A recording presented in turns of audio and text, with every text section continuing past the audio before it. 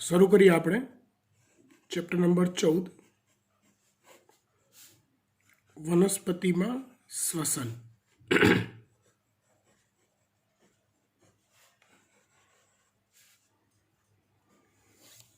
વનસ્પતિમાં શ્વસન. તો બેટા સૌથી પહેલાં આપણે આજે ચેપ્ટરની શરૂઆત નથી કરતા આપણે, પણ ચેપ્ટરમાં આવતી એવી વસ્તુઓ કે જે તમને પહેલેથી શીખવાડી દીધી હોય ને તો ચેપ્ટર એકદમ ઇઝી થઈ જાય, રાઈટ. તો એવી વસ્તુઓની આજે ખાલી ચર્ચા કરીએ છીએ, બરાબર. સૌથી પહેલાં તો શ્વસન કોને કહેવાય? તો જુઓ, શ્વસનના બે પ્રકાર હોય. એક બાહ્ય શ્વસન, એટલે કે ઓલું આપણે શ્વાસ અને ઉચ્છ્વાસ લઈએ ને ફેફસા દ્વારા. કેટલાક પ્રાણીઓ પોતાની ત્વચા દ્વારા, જલીય પ્રાણીઓ હોય માછલી જેવા એ પોતાની ઝાલરો દ્વારા વાતાવરણમાંથી ઓક્સિજન શોષવાનો, CO2 બહાર કાઢવાનો, એ ક્રિયાને બાહ્ય શ્વસન કહેવાય અથવા શ્વાસોશ્વાસ કહેવાય. અહીંયા જે શ્વસન શબ્દ વાપર્યો છે ને એ આંતરિક શ્વસનના અર્થઘટનથી છે. એટલે અહીંયા શ્વસન એટલે આંતરિક શ્વસન, એટલે એવું શ્વસન કે જે કોષની અંદર થતું હોય.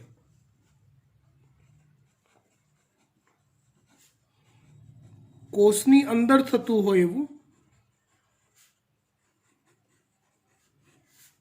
જેને આંતરિક શ્વસન કહેવાય.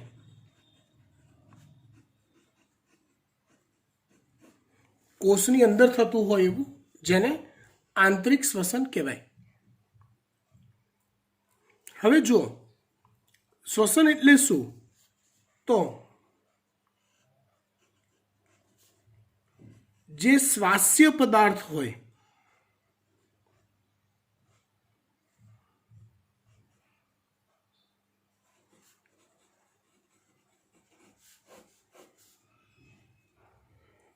શ્વાસ્ય પદાર્થનું માં રહેલી રાસાયણિક ઉર્જાને નું મુક્ત ઉર્જા અથવા ATP માં રૂપાંતરણ ને શ્વસન કહેવાય છે. શ્વાસ્ય પદાર્થમાં રહેલી રાસાયણિક ઉર્જાનું મુક્ત ઉર્જામાં રૂપાંતરણને શ્વસન કહેવાય છે. હવે શ્વાસ્ય પદાર્થ એટલે શું?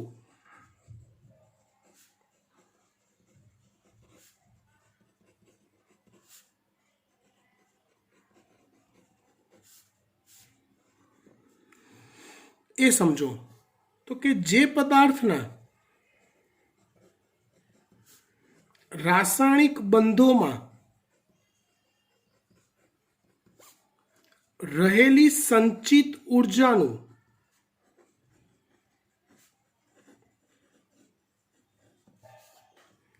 શ્વસન ક્રિયા દ્વારા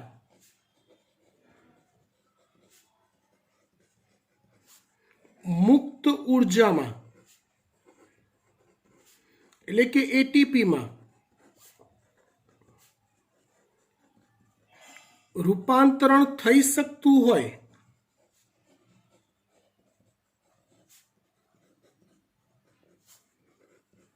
તેવા પદાર્થને શ્વાસ્ય પદાર્થ કહે છે. તેવા પદાર્થને શ્વાસ્ય પદાર્થ કહેવાય. આમાં બેટા જુઓ, કોઈ પણ જીવંત કોષ લઈ લો, કોઈ પણ જીવંત કોષ લઈ લો, તો એ કોષને સતત દેહધાર્મિક ક્રિયાઓ કરવી પડે જીવંત રહેવા માટે. અને સતત દેહધાર્મિક ક્રિયાઓ કરવી હોય તો એના માટે ઉર્જા જોઈએ. જેમ કે આપણું એક્ટિવા છે, સતત ચાલુ રાખવું હોય તો પેટ્રોલ અંદર જોઈએ જ. પેટ્રોલ પૂરું થાય એટલે એક્ટિવા બંધ થઈ જાય.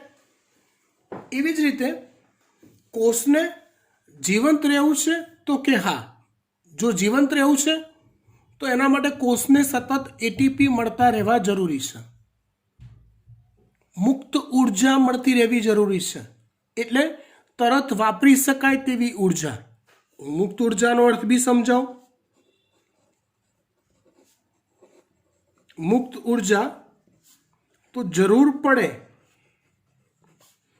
ત્યારે ત્વરિત વાપરી શકાય તેવી ઉર્જા એટલે મુક્ત ઉર્જા.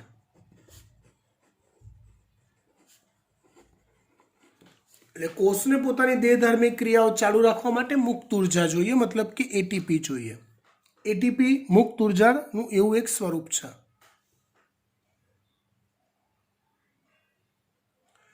હવે એ એટીપી કેવી રીતે મેળવવા? તો કે એવા કેટલાક રાસાયણિક પદાર્થો છે અથવા એવા કેટલાક ખોરાકના ઘટક છે કે જે ઘટકમાં રાસાયણિક બંધો જે રહેલા હોય એ રાસાયણિક બંધો તૂટે, એનું વિઘટન થાય અને એમાં રહેલી જે સંચિત ઉર્જા છે એ ઉર્જાનું એટીપીમાં અથવા મુક્ત ઉર્જામાં રૂપાંતરણ થાય. આ જે પ્રક્રિયા કીધી એને કહેવાય છે શ્વસન. અને જે પદાર્થનું શ્વસન થઈ શકે, મતલબ જે પદાર્થમાં રહેલા રાસાયણિક બંધોનું મુક્ત ઉર્જામાં રૂપાંતરણ થઈ શકે, રાસાયણિક ઉર્જાનું મુક્ત ઉર્જામાં રૂપાંતરણ થઈ શકે, એ પદાર્થોને કહેવાય છે શ્વાસ્ય પદાર્થ. એટલે અહીંયા આપણે વનસ્પતિમાં શ્વસન શીખવાનું જે છે ને એ આ અનુસંધાનમાં શીખવાનું છે. વાત ખબર પડી? ડન. હવે શ્વાસ્ય પદાર્થ તરીકે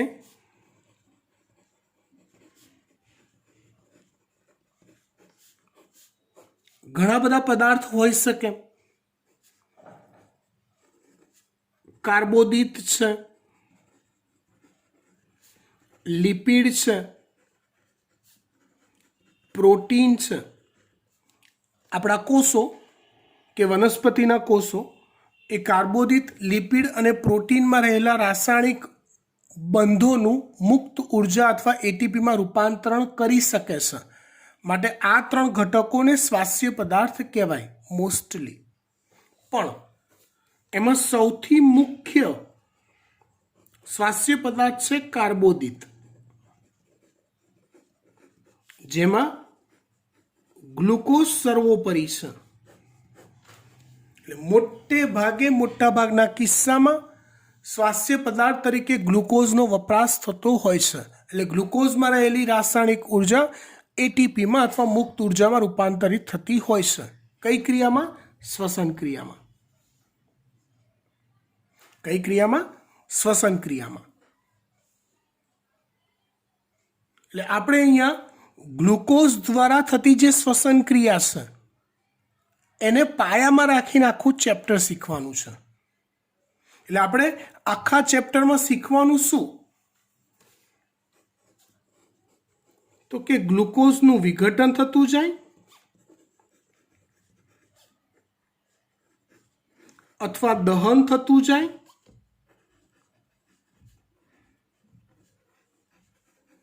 અને ક્રમશઃ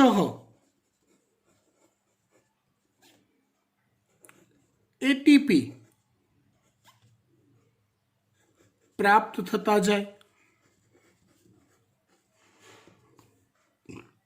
ક્રમશઃ એટીપી પ્રાપ્ત થાય કારણ કે શ્વસન એક મંદ દહનની પ્રક્રિયા છે.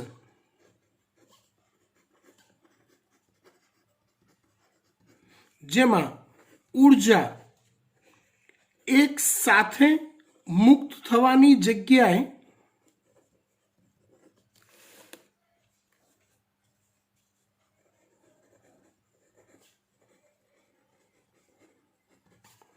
ક્રમશઃ મુક્ત થાય છે.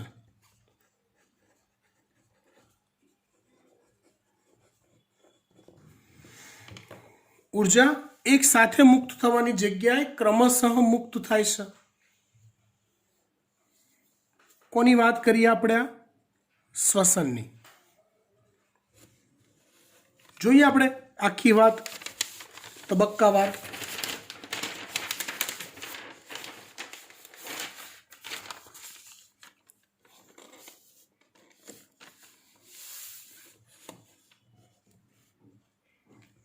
જો આ જે શ્વસન છે ને એના મુખ્ય બે પ્રકાર છે. શ્વસનના મુખ્ય બે પ્રકાર છે. એક છે જારક શ્વસન, બીજું છે અજારક શ્વસન. તમને માહિતી છે જ. જારક શ્વસન એટલે ઓક્સિજનની હાજરીમાં થતું શ્વસન અને અજારક શ્વસન એટલે ઓક્સિજનની ગેરહાજરીમાં થતું શ્વસન.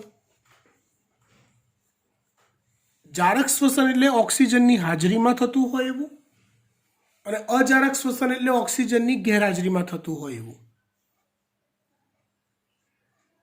જો જ્યારે શ્વસન ઓક્સિજનની હાજરીમાં થાય ત્યારે પદાર્થનું મેક્સિમમ વિઘટન થાય. આથી ઉર્જાની પ્રાપ્તિ મેક્સિમમ થાય. જ્યારે ઓક્સિજનની ગેરહાજરીમાં જ્યારે શ્વસન થતું હોય ત્યારે પદાર્થનું પૂરું વિઘટન ન થાય, પૂરું દહન ન થાય, અધૂરું રહે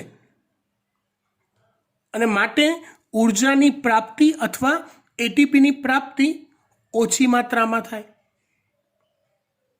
એટલે જારક શ્વસનમાં વધુ ઉર્જા મુક્ત થાય અને અજારક શ્વસનમાં ઓછી ઉર્જા મુક્ત થાય.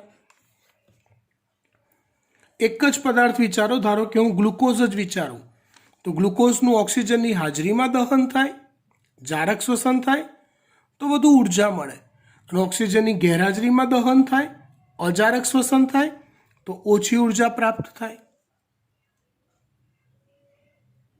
બંનેને આપણે થોડુંક ડીપમાં સમજીએ. પહેલા વાત કરીએ આપણે જારક શ્વસનની. કોની વાત કરીએ? જારક શ્વસનની.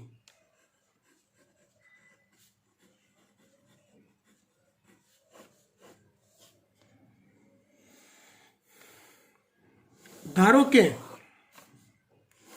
આ કોઈ એક કોષ છે અને કોષ ધારી લો. ગ્લુકોઝનો અણુ કોષમાં પ્રવેશે છે. ગ્લુકોઝ એક શ્વાસ્ય પદાર્થ છે, મહત્તમ ઉપયોગમાં લેવાતો એક શ્વાસ્ય પદાર્થ છે. ધારો કે આ કોષ જારક શ્વસન કરવાની ક્ષમતા ધરાવે છે. ધારો કે આ કોષ જારક શ્વસન કરવાની ક્ષમતા ધરાવે છે.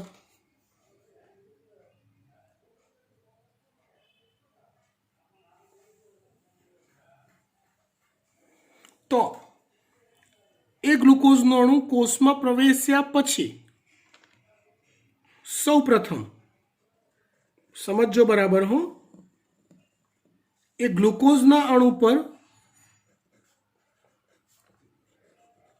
ગ્લાયકોલિસિસ, 2 થી 3 વાર હું નામ રિપીટ કરીશ, સમજો શું લખ્યું છે મેં? ગ્લાયકોલિસિસ. ફરીવાર ગ્લાયકોલિસિસ નામની પ્રક્રિયા થાય છે. ગ્લુકોઝના અણુ પર જારક શ્વસનમાં સૌપ્રથમ ગ્લાયકોલિસિસ નામની પ્રક્રિયા થાય. આ પ્રક્રિયાના અંતે એ પ્રક્રિયા પૂરી થાય એટલે 2 અણુ પાયરુવિક એસિડના મળે છે. પા એટલે પાયરુવિક એસિડ.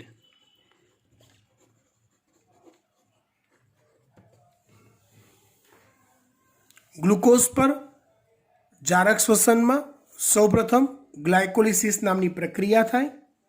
આ પ્રક્રિયાના અંતે 2 અણુ પાયરુવિક એસિડના મળે છે.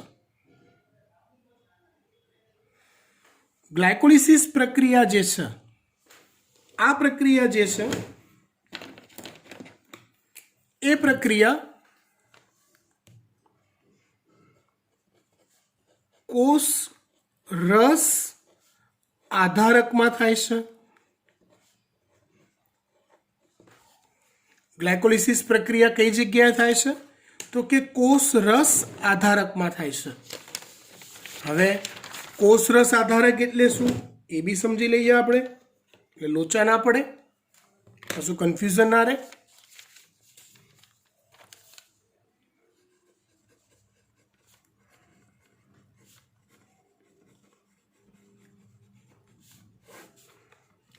તો કોષમાં રહેલી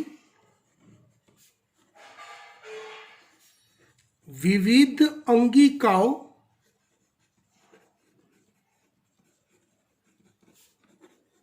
સિવાયના પ્રવાહીને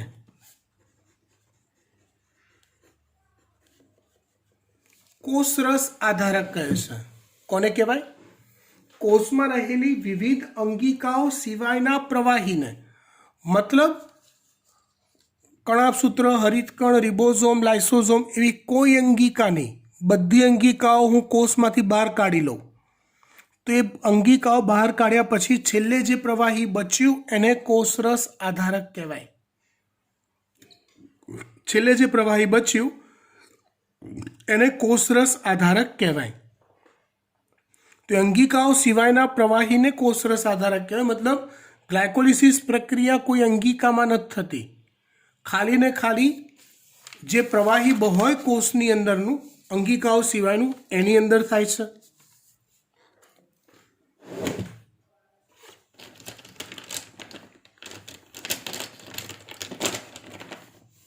આ પ્રક્રિયા થવા માટે,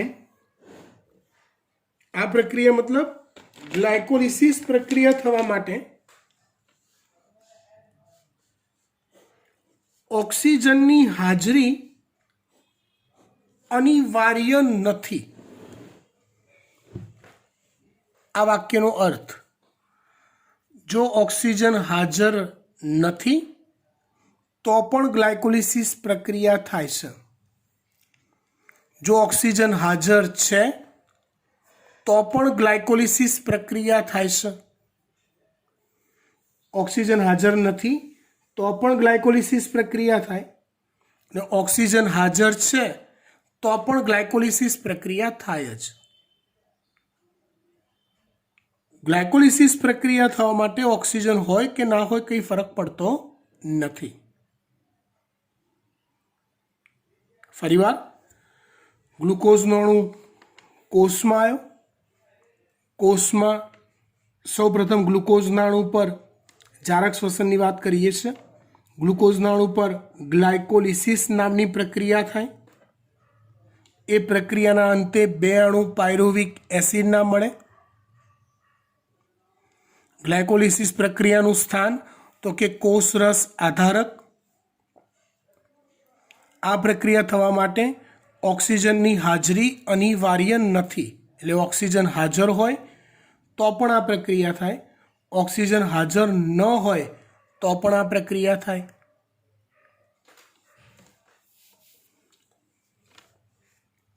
ત્યાર પછી વાત કરીએ આગળ. ધારો કે આ કોષમાં આવેલી એક અંગિકા છે જેને આપણે કણાભસૂત્ર તરીકે ઓળખીએ છીએ. આટલી મોટી ના હોય, આઈ નો, પણ અંદર મારે ઘણું બધું લખવું છે માટે એની સાઇઝ મોટી કરી દીધી છે. પાયરુવિક એસિડનો અણુ, ત્યારબાદ બે અણુ મળે છે, બંને અણુ વારાફરતી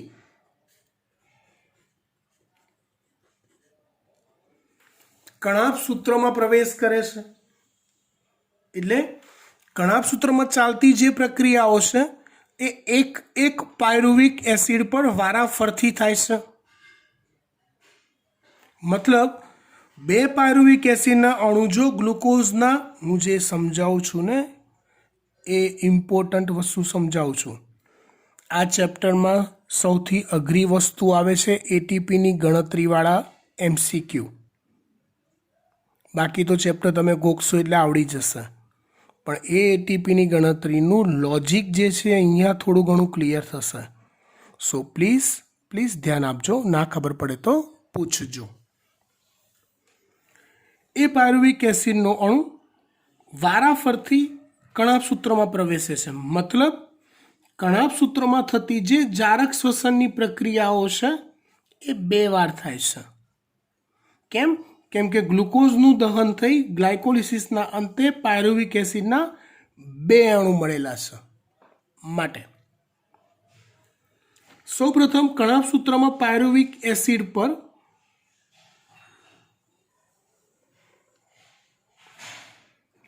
ક્રેબ્સ ચક્ર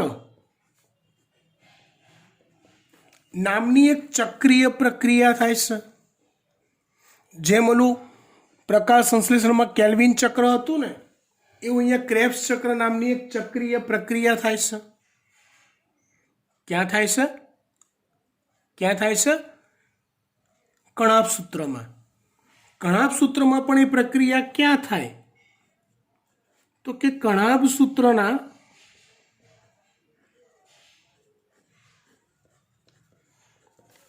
આધારકમાં થાય. કણાભ સૂત્રનું આધારક તમને આવડતું હોવું જોઈએ. કણાભ સૂત્ર અંગિકામાં અથવા એને કહેવાય છે મેટ્રિક્સ. તો પ્રક્રિયા કણાભ સૂત્રના આધારકમાં અથવા તો મેટ્રિક્સમાં થાય છે. ક્રેબ્સ ચક્ર પ્રક્રિયા થવા માટે ઓક્સિજનની હાજરી મસ્ટ છે, યસ છે, અનિવાર્ય છે. જો ઓક્સિજન હાજર હોય તો અને માત્ર તો જ ક્રેબ્સ ચક્ર નામની પ્રક્રિયા થાય, બાકી ના થાય.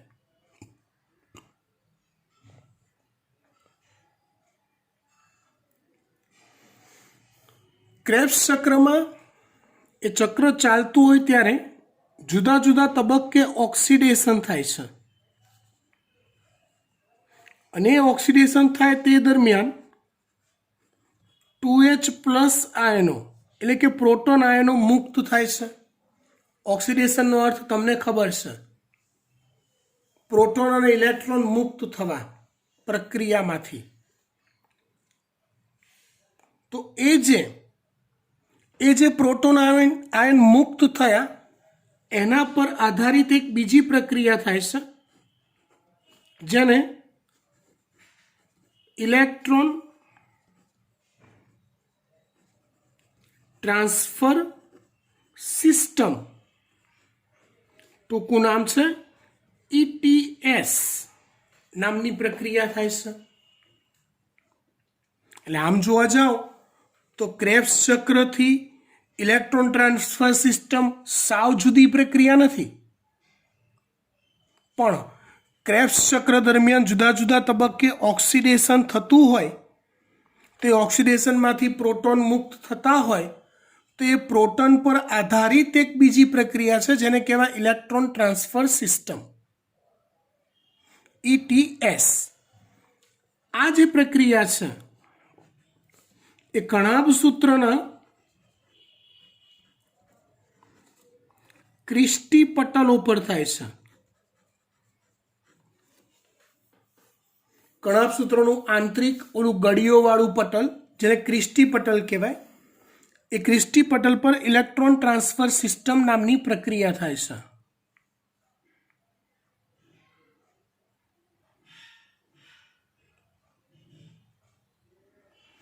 આ પ્રક્રિયા થવા માટે પણ ઓક્સિજનની હાજરી મસ્ટ છે, અનિવાર્ય છે.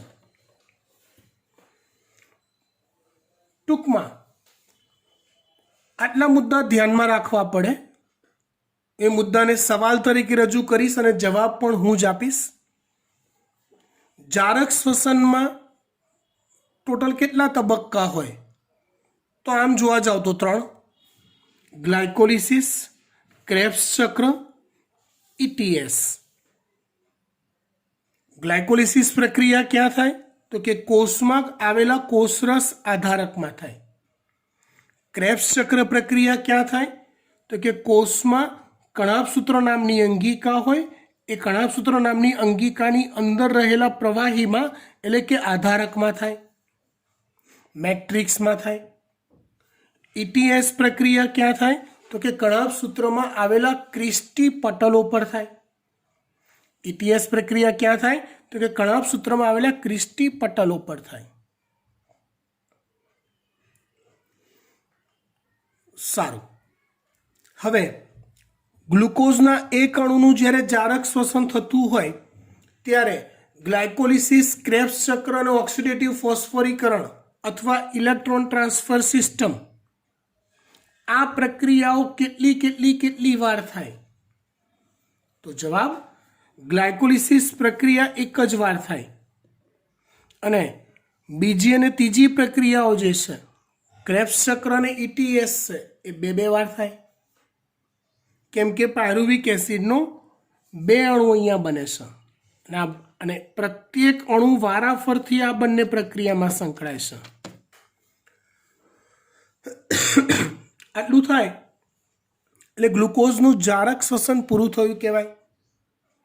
અને જ્યારે ગ્લુકોઝનું જારક શ્વસન પૂરું થાય એટલે છેલ્લે CO2 અને H2O નિપજ તરીકે મળે અને ક્રમશઃ આ બધી પ્રક્રિયાઓમાં થોડા અંતરે ક્યાંક ને ક્યાંક ATPના અણુઓ મળતા રહે.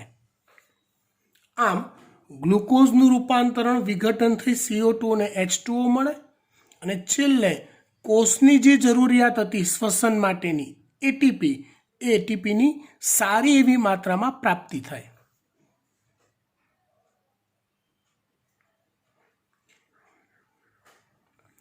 આ કયું શ્વસન કીધું તમને બેટા?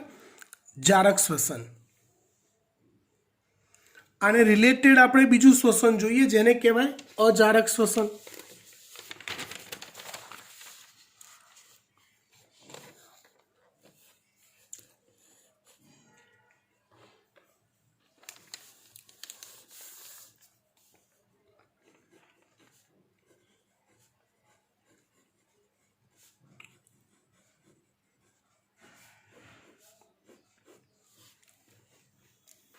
અજારક શ્વસન એટલે ઓક્સિજનની ગેરહાજરીમાં થતું શ્વસન.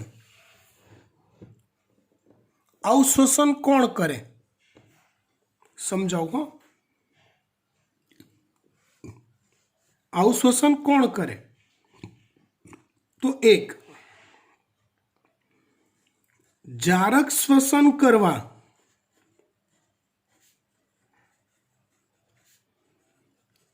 કેપેબલ હોય પણ ઓક્સિજનનો અભાવ હોય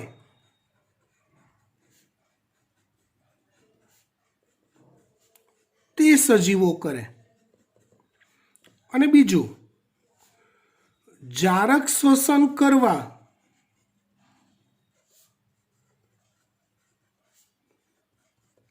કેપેબલ ન હોય તેવા સજીવો કરે. દાખલા તરીકે હું તમને એક સવાલ પૂછું. રોડ પર રસ્તો કાપવાનો હોય, એક જગ્યાએથી બીજી જગ્યાએ પહોંચવાનું હોય, તો ચાલતા કોણ જઈ શકે? તો જવાબ, જેની પાસે વ્હીકલ નથી જ એ વ્યક્તિઓ ફરજિયાત ચાલતા અંતર કાપશે. જે વ્યક્તિઓ પાસે વ્હીકલ છે પણ એ વ્હીકલમાં પેટ્રોલ નથી કે ઈંધણ નથી, એ વ્યક્તિઓ પણ ચાલતા જ જશે.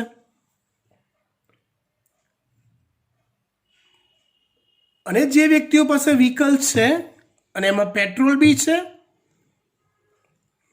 તો એ વ્હીકલ પર જશે. સેમ એવું જ જારક શ્વસન જે છે ને એ ઉચ્ચ કક્ષાના પ્રાણીઓની લાક્ષણિકતા છે અને નીચલી કક્ષા પ્રાણીઓ અને વનસ્પતિઓ બંને.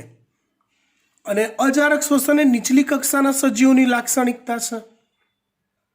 એટલે સવાલ મેં એવો પૂછ્યો કે અજારક શ્વસન કોણ કરે?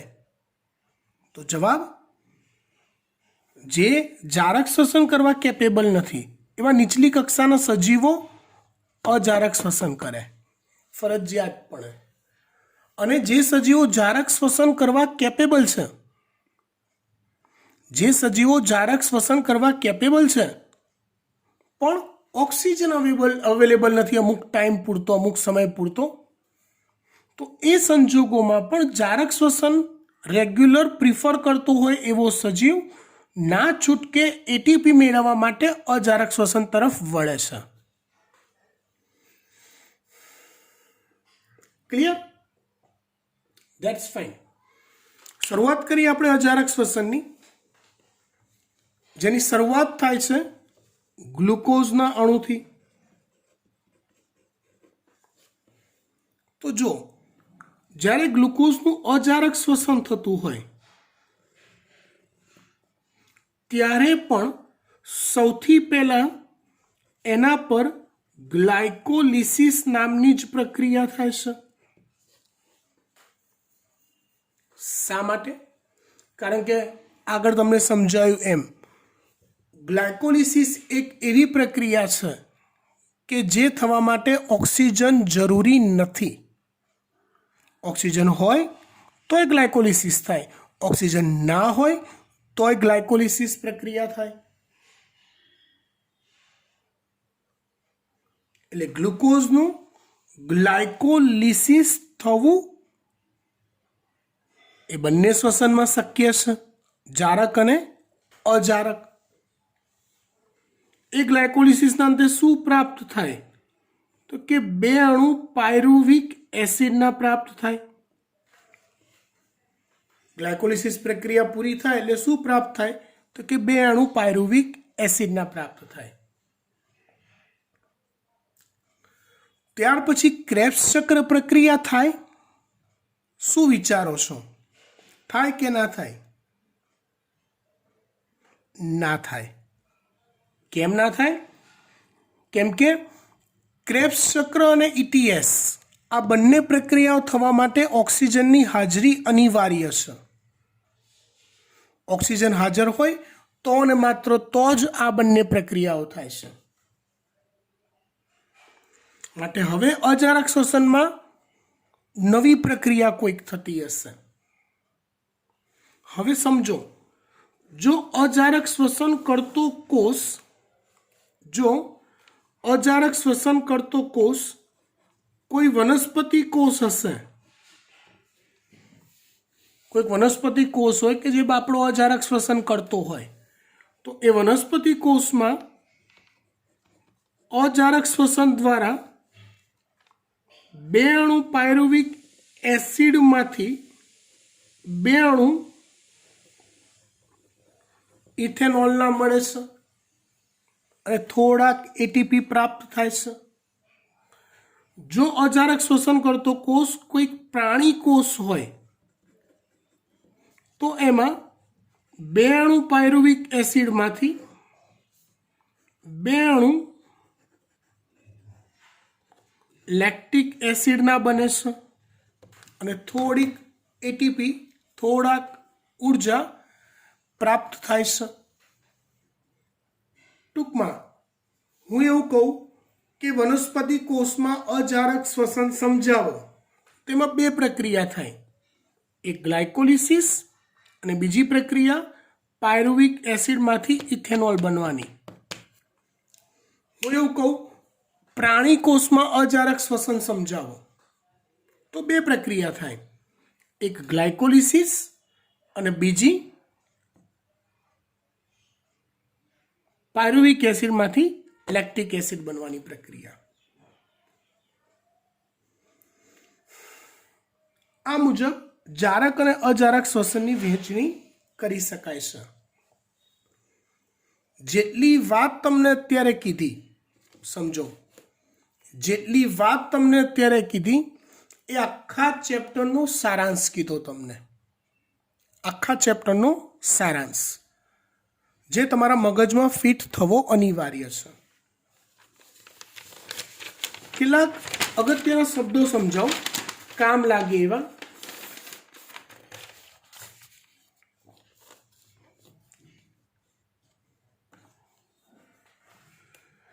એક શબ્દ છે ફોસ્ફોરાયલેશન, જે ચેપ્ટરમાં વારંવાર આવશે, અથવા ગુજરાતીમાં એને કહેવાય છે ફોસ્ફોરીકરણ. ફોસ્ફોરાયલેશન અથવા ગુજરાતીમાં એને કહેવાય છે ફોસ્ફોરીકરણ.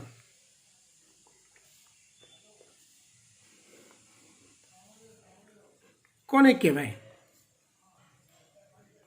કોઈ સંયોજનમાં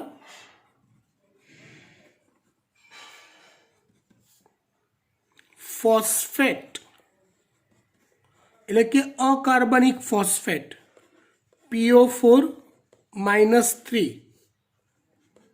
નો અણુ ઉમેરાય તો તે ક્રિયાને ફોસ્ફોરાયલેશન કહેવાય અથવા ફોસ્ફોરીકરણ કહેવાય.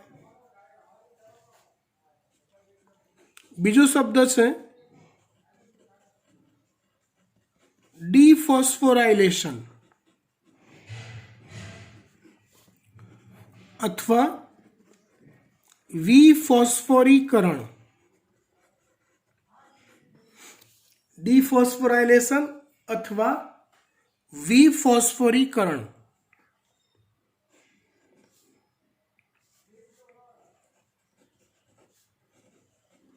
કોઈ સંયોજનમાં માંથી ફોસ્ફેટ દૂર થાય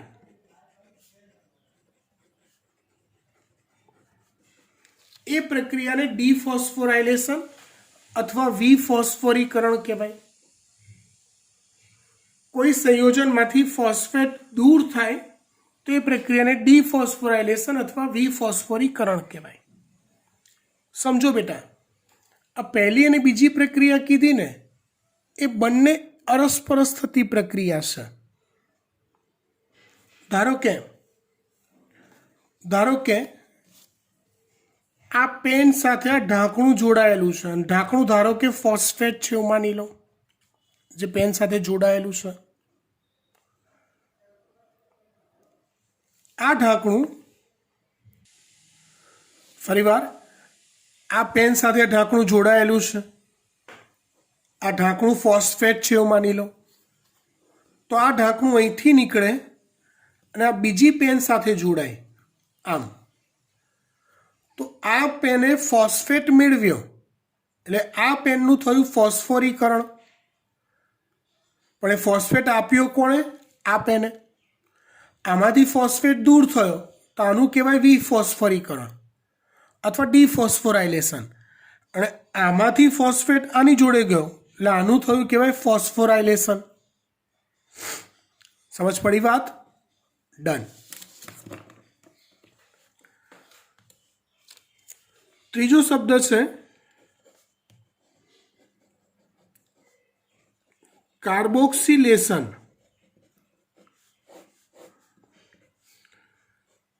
તો કે સંયોજનમાં CO2 ઉમેરાવો. કોઈ સંયોજનમાં CO2 ઉમેરાય તો એ પ્રક્રિયાને કાર્બોક્સિલેશન કહેવાય. ચોથો શબ્દ છે ડીકાર્બોક્સિલેશન.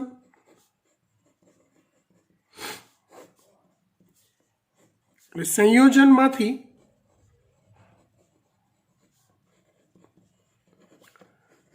CO2 દૂર થવો એ ક્રિયાને કહેવાય છે ડીકાર્બોક્સિલેશન.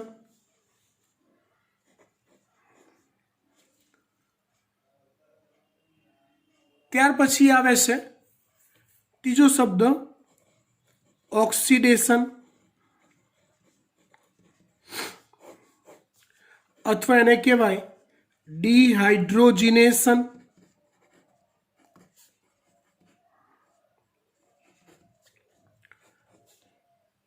સંયોજનમાંથી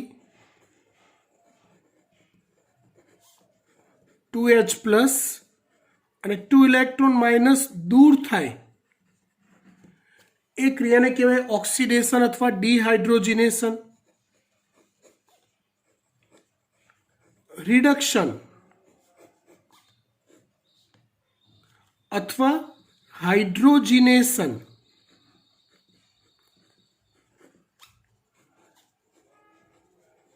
સંયોજનમાં